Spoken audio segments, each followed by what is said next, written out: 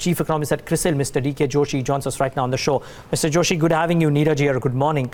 I wonder, though, if people should make too much out of these numbers because the last data that had come out before the one that came out yesterday, people were a lot more sanguine about the export growth. Suddenly, there seems to have been a bit of a spanner in the works, maybe because of what's happening around the world, and that may well change in the time to come. How have you read into the data? Well, I think I agree that I think 1 month data is not enough to look at, to assess the trend.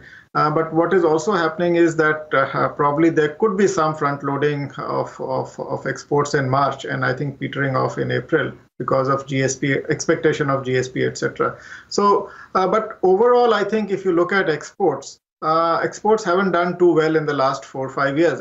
Which is despite global economy picking up in 2017, our exports were still not doing that well, and I think that's largely because of domestic issues, which particularly related to refunds and liquidity, which did not allow exporters to take advantage. So I think from here on, you mentioned about the trade wars. I think trade wars do pose a risk in the short run because they reduce the growth rate further in the advanced countries, and which is anyway going down. So I think the demand probably weakens as a result of that. It creates uncertainty, and in an uncertain environment, investments and trade do get hurt. So clearly, I think expanding your exports in this environment will be like swimming against the tide.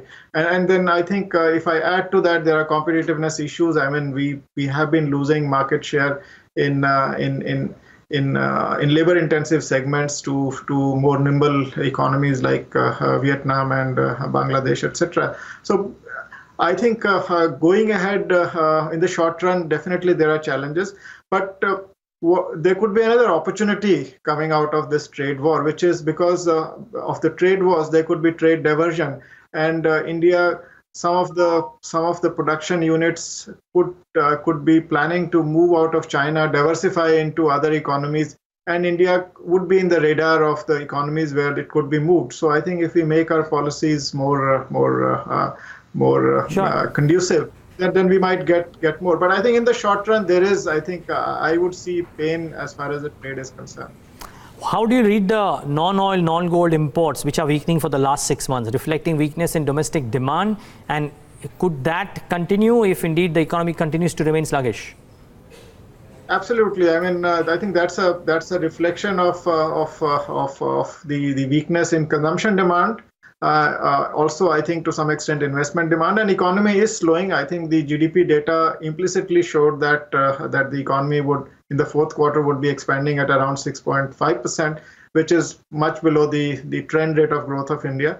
So clearly, I think there are domestic demand issues, and they are also getting reflected to some extent in lower imports of non-oil, non-gold. So it's perfectly in sync with what's happening in the domestic economy. Okay, aside of that, Mr. Joshi, there's some other data that has come out recently as well. You would have looked at the inflation numbers and how they've come out. We have a very interesting time of the next policy too, which is, of course, the meet is, there is a holiday wedged in between the meeting as well. It comes right on the heels of arguably a new government getting elected too. What do you expect are the tools at the hand of the Reserve Bank of India when they meet, the MPC meets this time around? Well, I think if I look at how the scenario has changed from the last policy meeting, I think two things have become clear. I think the growth slowdown seems to have become a little more intense, and on top of that, inflation was moving up. But I think within inflation, it is the core inflation which has come down quite sharply, and that again is reflective of weak demand. So somewhat weaker demand and core inflation coming down to 4.5%. I think that opens doors for another rate cut. We do expect inflation to go up in 2019-20 with the drivers changing. I think until now it was a food inflation which was bringing it down, and now I think it's going to be the food inflation which is going to push it up. And food inflation typically doesn't respond to overall demand, as the core inflation does. So our forecast for inflation is 4%, which is quite benign, I would say, in given the fact that that's the central value of RBI's target. And I think in the last two fiscals we've seen it undershooting the target, and maybe in this fiscal we see it at the target. So I think the monetary policy will remain soft, and the global environment is also pointing towards that. I think the central banks in advanced countries have already softened their stance. So I think that also makes it easier for India to cut interest rates. So maybe one more rate cut in the month of June, and after that I think everybody is moving ahead by feeling the stone. So I think as the data comes in, I think things will become more clear. But we do pencil in a rate cut in June. Okay. My final question, Mr. Joshi, are we caught between the rock and a hard place when it comes to crude?